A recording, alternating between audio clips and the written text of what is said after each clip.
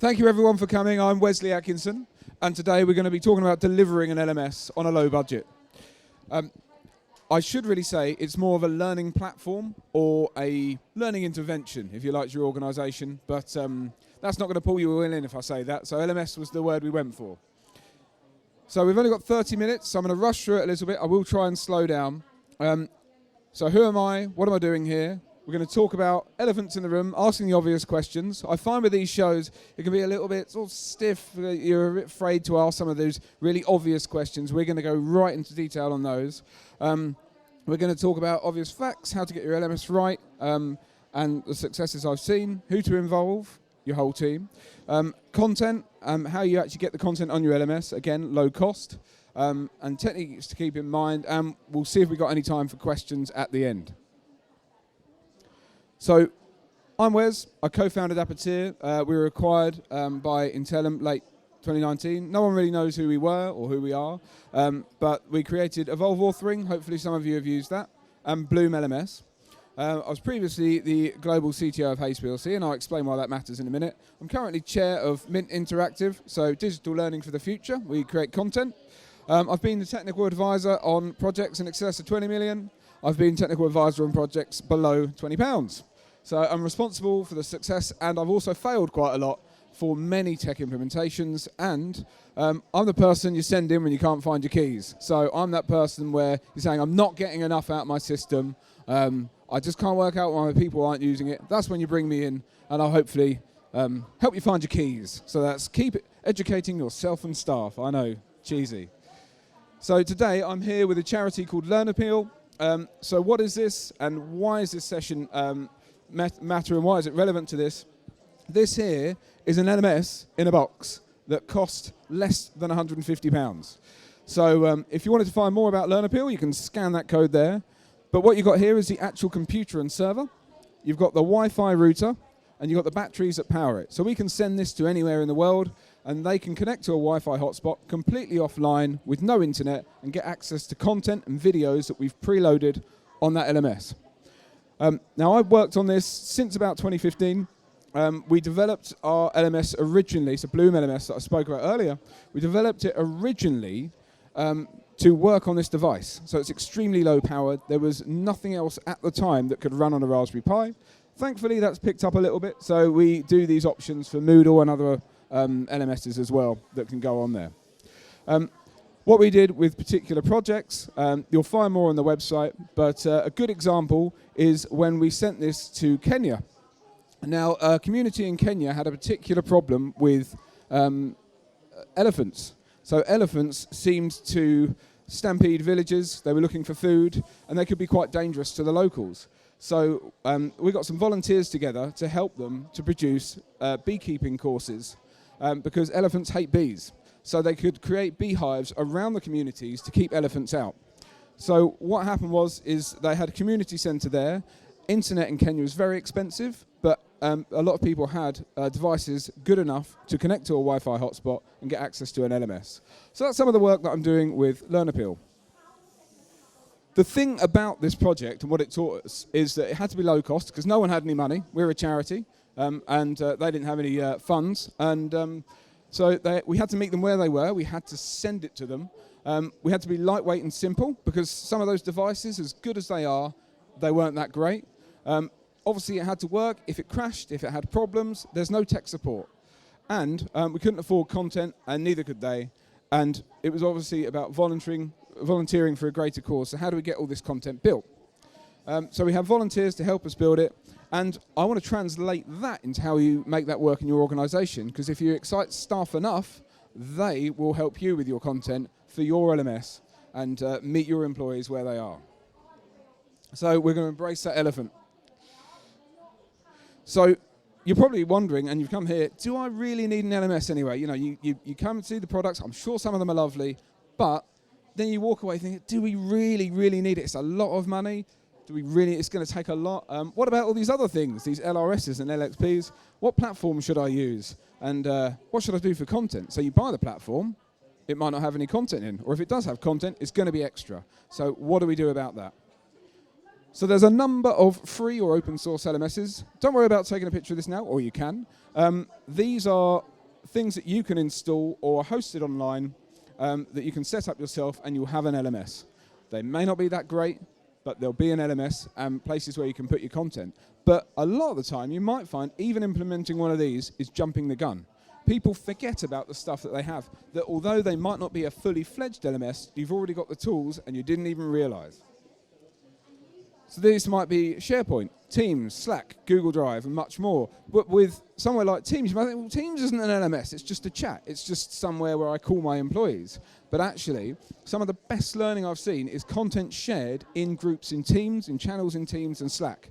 So actually, if it's set up in the right way, you've got someone encouraging people to commit to it, or you're doing exciting tasks, posting exciting content, actually, learning can be done in Teams and in Slacks in different ways. Likewise with SharePoint, not a lot of people know that you can run courses from SharePoint. It has all that facility to do so. So we're going to talk about some of the pitfalls of implementing LMSs and issues there and how we avoid those. So obviously the largest percent of issues with projects, actually nothing to do with technology. We're all people at the end of the day. LMS implementations, they can fail because of overspent budgets, poor requirements, bad communication, consultancy, poor scope of control. The expectation of what should be delivered simply isn't. Now, this one is interesting. It's a benefit realization plan. Now, you might think, well, that's surely just meeting the goals of the LMS. So what are our goals is what you hear a lot when you want to implement a new project.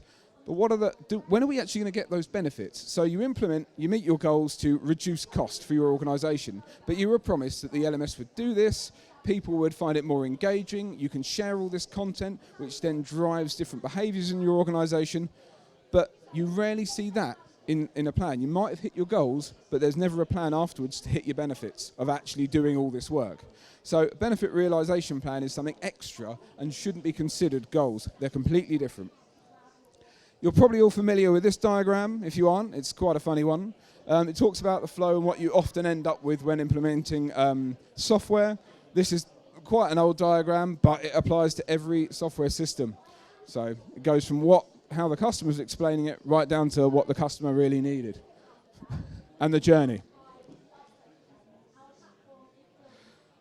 So I've been in this a few years, and here's the quotes I often get. So my LMS is like a washing machine. I use 10% of the features. I bet you've never used all those spin functions, have you? So I hate my LMS, and my LMS is a bit... This can happen as a result of an implementation, and often it isn't the software. So we'll just talk through these. What I find with learning systems, it can differ slightly. You get the same sort of diagram, but at the end of it is what the learner got. But actually, it was fine. So I find low cost, doing the bare minimum on certain systems is a good starting point before you go implementing everything else. So that's where learning can differ from that diagram. So we're talking a little bit of why it all goes wrong. Poor project definition. So I thought that was included. I didn't think we needed that. Spoiler alert, what you think's included, make sure you ask them if it definitely is for the price they're quoting. Often it isn't. So a lack of core business involvement, accountability, empowerment. So you've been told by the boss to implement your LMS, you've been given a budget, you go out and do it, and no one uses it. There's that old phrase from that lovely movie, if you build it, they will come, but that doesn't really apply to LMSs. They don't come unless you tell them, and there's a couple of suppliers around here talking about marketing for learning. I really recommend you have a chat to them about that, because like any system that you've ever used, it's off a trigger point, and a lot of the time sending a simple email to your staff will not get them to log into your LMS if it's something they don't want to do.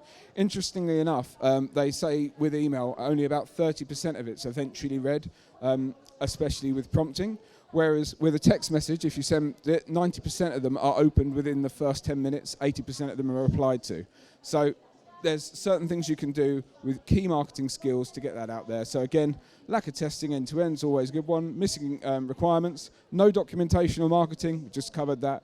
And you often get the people say, oh, that won't work, I really won't use it. And that can spread like wildfire. So you need to make sure that you're on point with all of those. So what does it result in? It's not what I paid for, it's not what I wanted, it's not fit for purpose. Then you have to spend a lot of time putting it right. So we're going to talk a little bit about how we get around that. So when does it work? It's when every single part of the business, to some extent, is involved at some stage and kept informed. So the LMS, the learning solution, needs to be seen part of a team. So with employees, you know, if you don't check in with your employees, eventually they leave. Arguably, you know, you're busy, you don't actually see their needs met. That's the same with the system. If you're not checking in with your system, logging into it, even every day for 5 minutes, checking the activity, you're going to find it's the same as people. It gets ignored, and eventually you're going to have to get rid of it. So what I often say is that you should be able to create, read, update, and delete in every part of the system by most people in the team. So this is a meaning of curation. So in a chat where you're in teams and people are chatting, that's curation. You know, people talking to each other, contributing something. And if you've got a system where people can do that, it keeps the system alive. It shouldn't just be down to one person to update a system. You should have a system that's available for everyone. So removing the barriers. So you need to obviously go through these. I'll let you take a picture of them. I won't go through them. But you can provide a background of why we're implementing the LMS, identify the scope, and obviously the measurements techniques you'll use to minimize failure. You've got the full list there. The thing is, it's about who will do what and where and when.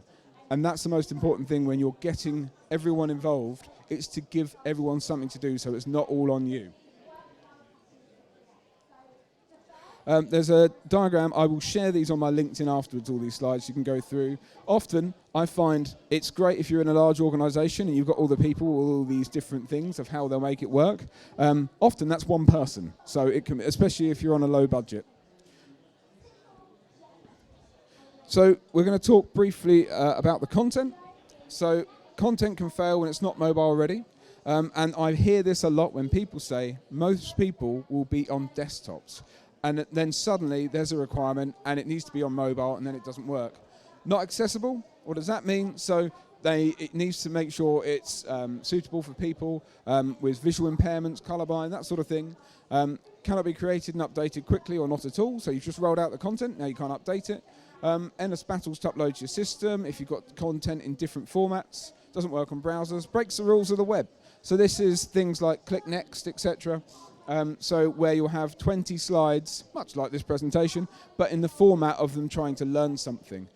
You will find on Wikipedia they don't segment the content into 20 separate pages. It's all in one long scrolling page. That sounds obvious, but you'll be surprised how much content is not done in a way that people can easily read it. So it needs to be UX friendly, and you need to think about how the rest of the web works when you're looking at how to create your content. So if it's not niche, it doesn't work on mobile, avoid doing it. So think about Amazon.co.uk. If you were to look at Amazon.co.uk having never seen it before, it's one of the least prettiest websites or apps on the internet. But yet it's one of the best selling ones in terms of what it's able to do. Accessibility is actually law, so you don't want to discriminate by not serving content correctly to people. You need to check and make sure the tools fit your skill set. So don't implement a new system if you've got no one to do it, and it's going to take weeks of training for everyone. And ask suppliers what testing they're doing for new and unreleased browsers. So you don't want to implement a system that's fantastic and then it doesn't work because there's a browser upgrade and that sort of thing. And then you need to emulate the web and see the techniques and what people use every day. Think of your most favorite websites where you go to read the news, that sort of thing, how it works. That's what you want your content to be like. So try and keep it fresh. Not everything needs to be in content, so people like people and they learn from them. And then treat the LMS and content as part of the team again. Let all voices be heard and write it down, make it real, and then they have to commit to it. So when you write something down because people think it's a good idea and you say that they want to produce it, then work with them to produce it. Involve them in your project if you can. And then a continuous feedback loop for your end users. The thing is, again, it goes back to that employee that you might ignore. Same with the system. Don't wait until they stop using it. If you're checking in with your system, if you're running your reports to see what's been implemented, what people are using, you'll quickly see a drop-off. And then you can ask the questions why. And those aren't just your questions to answer. They might be your supplier if you're using one. Say, I've got people that have stopped using my system. What's changed? How can you help me? What have you done for other customers? So try and involve everyone at that point. And that's where you continue to have the relationship with your supplier. Monthly catch-ups. So many people do not catch up with their vendors, or they wait for that yearly catch-up. That's too long. You need to try and do it every month if you can.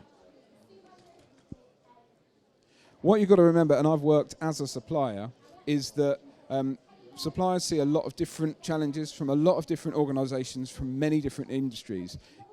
Just an informal chat with your supplier to get that experience for yourself is invaluable, and it's not always about every time you phone a supplier they're going to try and sell you something. They might genuinely want to give you that insight because they want to keep you as a customer.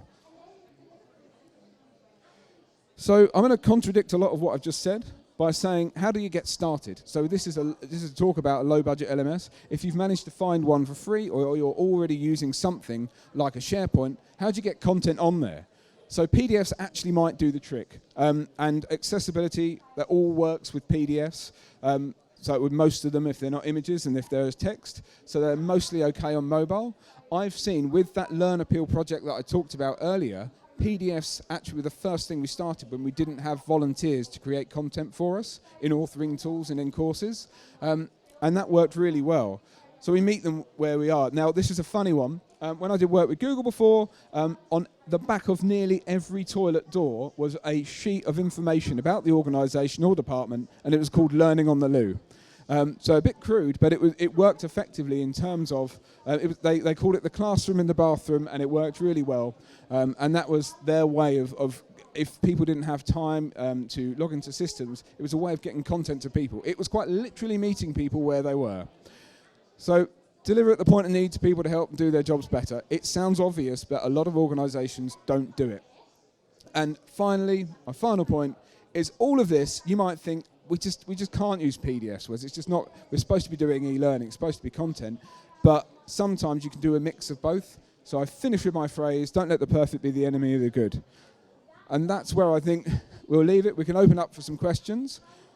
So I've rushed through that. I thought it'd be half an hour, but I've spoken really quickly. It's only been 15 minutes. A big dump of information. You'll find me on there. I'm on LinkedIn. I will share these slides out. Mint is the company that I'm currently chairing. They do great content for e-learning, so you can give them a follow as well if you need a hand there. So these will be distributed from tomorrow on my LinkedIn. Can I take any questions? I'll run round to you and I'll repeat your question to everyone. So make sure if you want to ask me a question, you don't mind having it repeated. Which LMSs would you recommend to a small company as like the first couple to look at? Would you have it? It was there. So I've never actually worked with those guys, but I'd recommend Thrive because I can see they're one of what I would always say. It's a bit old school in this industry, and a lot of them don't tend to advertise their prices.